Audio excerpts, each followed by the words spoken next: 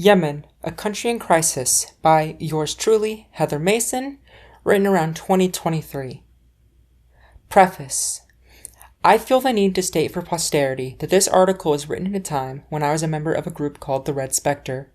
Further, it was early in my political life, among the first of my published articles, written at a time when I had much less experience to my name in writing, and when the situation on the ground in Yemen may not have been the same as it is right now. Regardless, I still think the article has some value, so I have chosen to preserve it here. Introduction. Generally speaking, the media tends to move on from issue to issue very quickly. Every time a new story comes out, it almost seems to erase the news you heard a week ago.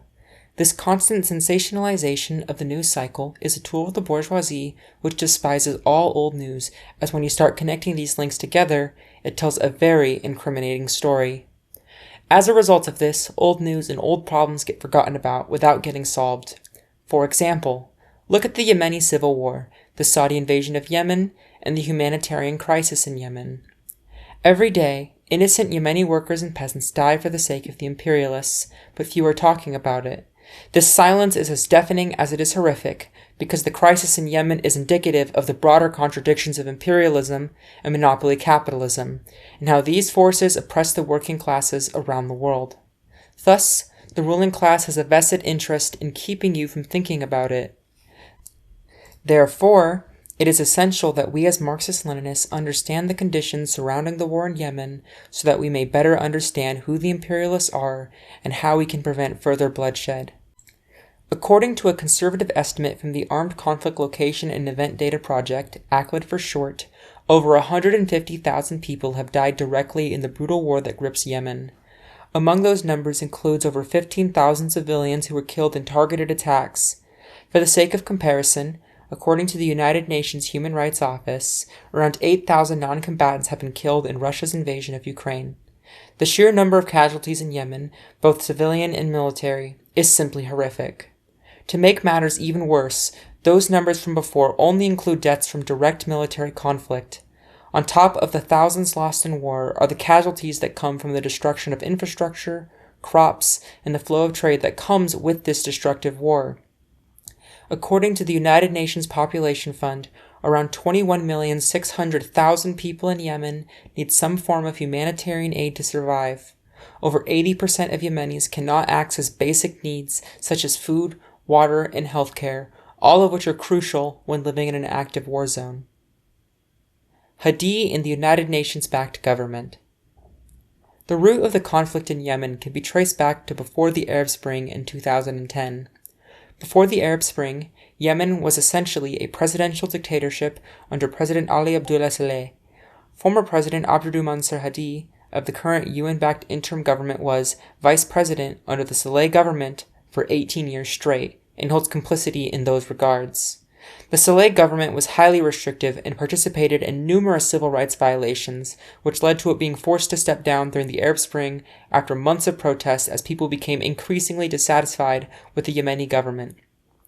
After Saleh stepped down in 2012, elections were held in Yemen, where former Vice President Hadi ran unopposed as the only candidate in the 2012 Yemeni presidential elections. Essentially, Hadi went from the right hand of a dictator to a dictator. He then served for 7 years straight as president of Yemen.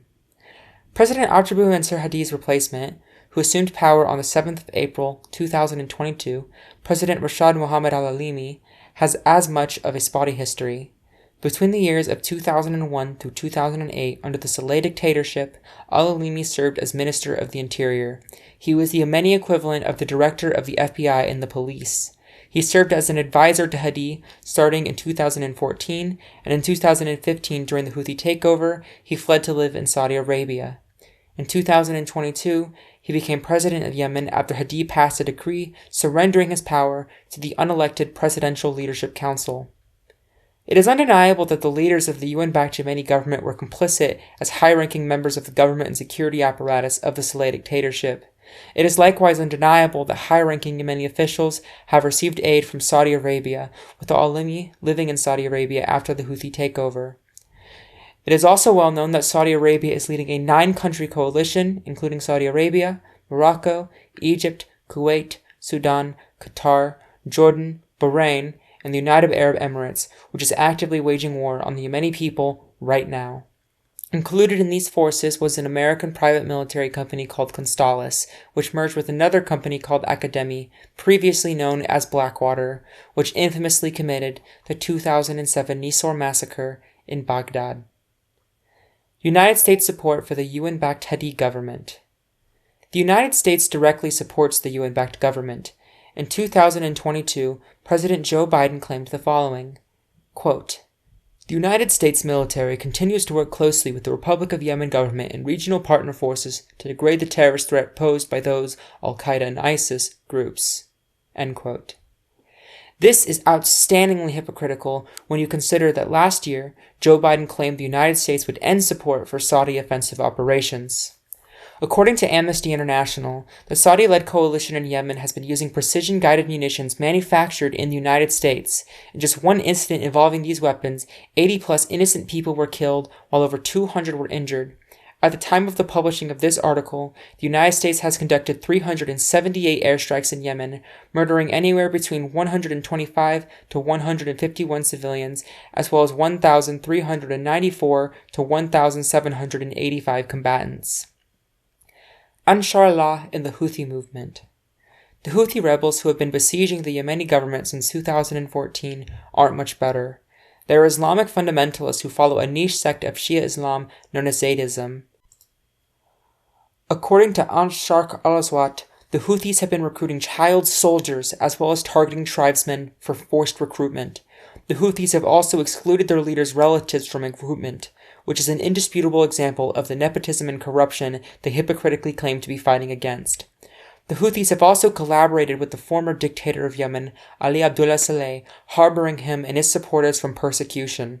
This only changed in 2017 after Saleh and his loyalists spoke out against them and spoke of turning a new page with Saudi Arabia by virtue of their neighborliness.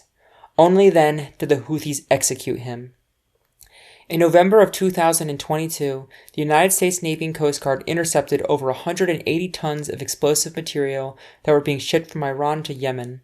In January of 2023, the United States Navy intercepted a shipment of 2,100 assault weapons and over 70 tons of missile fuel that were being shipped from Iran to Yemen. In March of 2023, Iran brokered deals with Saudi Arabia, with China as a mediator, to stop sending weapons to the Houthis, inadvertently proving the claim that they had done so in the first place. The Houthis are undeniably directly backed by the Islamist regime in Iran, and in essence are a puppet of Iranian interests fighting in proxy conflict against Saudi Arabia. The Southern Transitional Council in the United Arab Emirates. What of the third major faction in the Yemeni Civil War, the Southern Transitional Council, aka the STC? The STC is a coalition of secessionist forces in southern Yemen who wish to create an independent state in southern Yemen. The STC has historically been backed by the United Arab Emirates. UAE warplanes have directly bombed Saudi troops operating in southern Yemen. As such, much of the conflict between the STC and the interim government has been reflective of the conflicts that exist between Saudi Arabia and the UAE. However, that is not to say that the STC is entirely a byproduct of UAE intervention. Before 1990, Yemen used to be split into two separate states: the Democratic Republic of Yemen, aka South Yemen, which consisted mostly of the territories held today by the modern STC and the Houthi movement, and the Yemen Arab Republic, aka North Yemen, which consists mostly of territories held by the modern UN-backed interim government. South Yemen was nominally a socialist state aligned with the Soviet Union, while North Yemen was aligned with the United States. South Yemen was already politically unstable in 1990 because, in 1986, there was an 11-day-long civil war known as the South Yemen Civil War. So when the Soviet Union was unwilling to send aid to Yemen, it was only a matter of time before the South Yemeni government eventually buckled and either gave way to a new regime or united with North Yemen. So, essentially, due to tribal factionalism, different interests among foreign backers, religious differences, perceived underdevelopment of South Yemen under previous United Yemeni governments, and grievances with the lack of democracy under the United Yemeni state, as well as innumerable other factors, the STC formed to restore an independent, capitalist South Yemeni state. Truly, if it were only a matter of the self-determinations of nations, South Yemen would have the right to secession, and I do believe that it ought to have this right. However, the STC is more suspicious than it appears to be at first glance. The STC has participated in innumerable human rights violations. The STC has numerous black sites across the country where they secretly detain prisoners without trial and torture political dissidents. Because of this horrible system, many southern Yemenis will never know what happened to their loved ones. In 2021, the STC fired live ammunition at protesters who were protesting against the failure of STC public policies, which resulted in a complete collapse of the economy, including electricity, plumbing, and a collapsing consumer market. One protester said, and I quote, "We came out to protest after our life has become impossible. There is no electricity, no water, and salaries can't buy us anything. We are not going to wait until we die." End quote. Further adding to the point that the STC shouldn't exist is its open collaboration with the UN-backed government. In 2019, the STC signed a treaty with the Hadi UN-backed government at the behest of Saudi Arabia, known as the Riyadh Agreement. In this treaty, they agreed to form a unity government with the Hadi government after the Civil War. In other words, the STC vacillates from the cause of South Yemeni national liberation, as it is not really interested in pushing for an independent South Yemen so long as they get their own seat in the new unity government. Imperialism and nationalism is business as usual. But all of this is to be expected. Each of these three major factions, the UN-backed government, the Houthis, and the STC, ultimately represent imperialism and their own respective currents of bourgeois nationalism, rather than the liberation for the working class of Yemen who suffer every day from this horrible war. The UN-backed government is directly propped up by the imperialist army of Saudi Arabia, which has placed the UN-backed Yemeni government under Saudi Arabian influence, so that they may access Yemeni domestic markets. United Arab Emirates supported the SDC against the Saudi-backed UN government for the same reason, as well as to curb Saudi influence in the region. The Houthis claim to be the legitimate national liberation struggle of all Yemenis, when in reality they are an auxiliary state to Iran. Even if this war is to end, Yemen will likely find itself a slave to the biggest imperialist propping up whichever faction wins. Recently, China has been participating in brokering talks between Iran and Saudi Arabia to create a permanent ceasefire in Yemen. Ultimately, this will lead to increasing Chinese influence in the Middle East and propel them to being capable of challenging the US for greater imperialist global hegemony. If everything goes perfectly, this will hopefully lead to an end to the conflict, but the cost will most likely be the freedom of Yemen, just as it has been for many other weaker countries that can't compete against bigger countries such as the United States, China, Iran, Saudi Arabia, etc. The end of the war seems as if it may be on the horizon. Iran has agreed to stop arming the Houthis, while the Houthis have reopened diplomatic relations with Saudi Arabia. In the wake of this war, it is important for the Yemenis to organize on the basis of anti-imperialism and socialism if they are to assert Yemen as a truly independent state. Yemen has been ruled by dictatorships for decades. Yemen has been a pawn in the hands of other imperialist powers, from the United Kingdom to the USA, to the Soviet Union, to Saudi Arabia, Iran, and China. As long as Yemen continues to be under the political, military, and economic dominance of foreign powers, Yemen will never be able to exist as a free democratic state. As long as this war is going on, people in Yemen will be radicalized and drawn to religious fundamentalist factions like the Houthis and right-wing extremists. Yemen does not need other countries to chart its course for it. It is important that this war is brought to the speediest end possible, not only so that the people of Yemen can live in peace and security, but also so that Yemen may rebuild itself. Only then will the communist movement in Yemen can rebuild itself to form a new Marxist-Leninist party. Only then the conditions will be right for the party to lead the masses to free Yemen from the shackles that bind it to the whims of foreign finance. This is why every reader of this article should advocate for the withdrawal of all foreign troops in Yemen. Yemen has a right to self-determination, just as all nations do.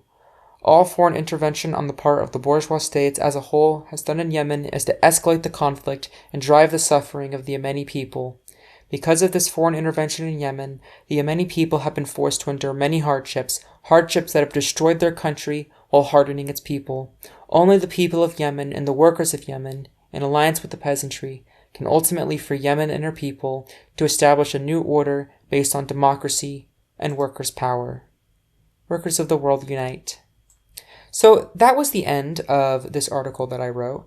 I was actually still in high school when I wrote it. It was quite a while ago. There are definitely a lot of grammatical issues with it and some structural issues. It's definitely not up to what I would consider my current standard of writing, but I still thought that I said some things that had value in it, so I figured it was worth preserving on my new website, heathermasonreview.weebly.com. Later, when I have the money to, that will return to just a .com link. In any case, I thank everybody who has taken the time to listen to this article. More will be coming out in the future, and I will also continue to try to record other articles on YouTube so that it can be accessible to more people. I'm also interested in trying to record more audiobooks, so if you are interested in audiobooks specifically relating to Marxism and leftist politics, then I would suggest that you subscribe for more. And with that, I hope everybody has a lovely day.